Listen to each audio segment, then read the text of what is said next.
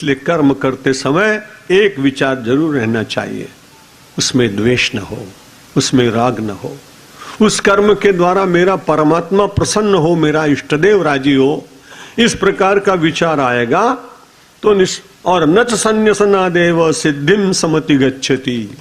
फिर कोई आदमी कहे कि सन्यास ले लेंगे, तो सन्यास लेने में ठीक तो बहुत अच्छी बात है। मैं बिल्कुल सही बात बताता हूँ। किसी मठ पर कोई गया था, परिवार में बड़ा झगड़ा होता था और वो बड़ा भला आदमी रहा होगा, मुझे तो मालूम नहीं। वो अपनी पत्नी को बार बार कहता है मैं साधु हो जाऊंगा, मैं सन्यासी हो जाऊंगा। तब उसको एक दिन गुस्सा में तो जा हो जा। अब वो चला गया।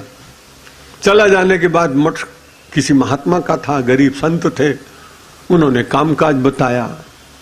जितना बढ़िया सवेरे रोज मिलता था ना, गरम गरम उपमा और आलू पोया और रबड़ी मलाई, वो कुछ मिली नहीं।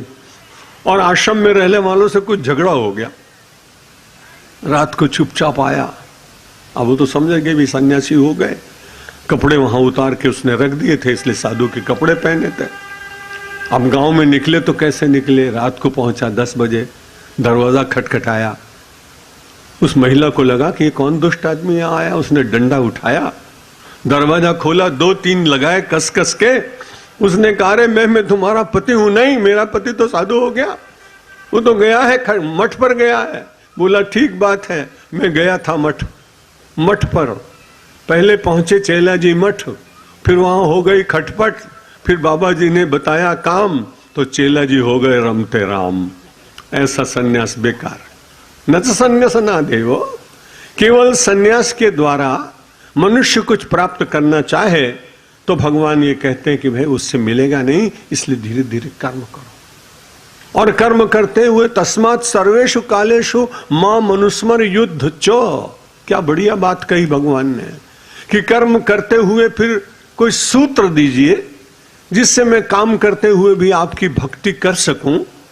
तो भगवान गीता में पहले कह चुके हैं अन्य अध्यायों में कि तस्मात्, इसलिए सर्वेषु कालेषु, सवेरे शाम को नहीं, प्रातः और सायंकाल नहीं, जितना जीवन का जागृत अंश है।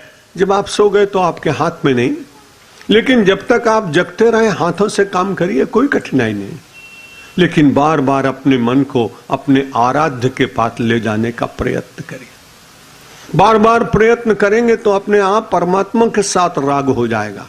अभी जो राग संसार के प्रति है उसको बदलना ही तो है, कोई कठिन काम तो है नहीं। आज मैं एक छोटे से गांव में गया था, ईडर के पास। बड़े एक अच्छे संत हैं। कल बहुत आग्रह किया कि महाराज आप नहीं आएंगे तो हमारा यज्ञ अधूरा रहेगा। बड़ा सामान्य सा संत, 1100 कुंड का यज्ञ कर रहे हैं। 67 दिन तक चंडी पाठ होगा, 400 ब्राह्मण थे, 3.25 करोड़ रुपए खर्च किए जाएंगे। जब मैं गया वहां, गुजराती में मैंने प्रवचन किया 20 मिनट। यहाँ तो बड़े सब साक्षर लोग हैं, प्रभुदास भाई जैसे, इसलिए मैं गुजराती में प्रवचन नहीं करता हूँ, एक आधा सेंटेंस बोल देता हूँ। पर वहां तो गांव था, वहां हिंदी बोला ही नहीं बिल्कुल। बधाने एम लाग्यो कि तो मैं गुजराती छे। किसी ने पूछा नहीं, अच्छी बात हुई।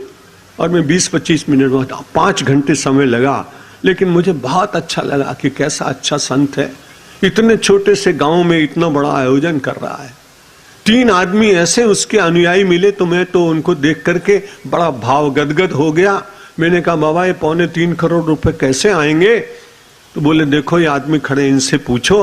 उन लोगों ने कहा दान पुण्य आएगा, चंदा मिलेगा, और मेरे गुरुजी का यदि यज्ञ पूरा करना हो, आवश्यकता पड़ेगी तो मैं अपनी जमीन बेच दूंगा। गांव का किसान साधारण, अपनी भूमि बेचकर भी सत्कर्म करने की इच्छा इस देश में मिलेगी, दूसरी जगह नहीं मिलेगी।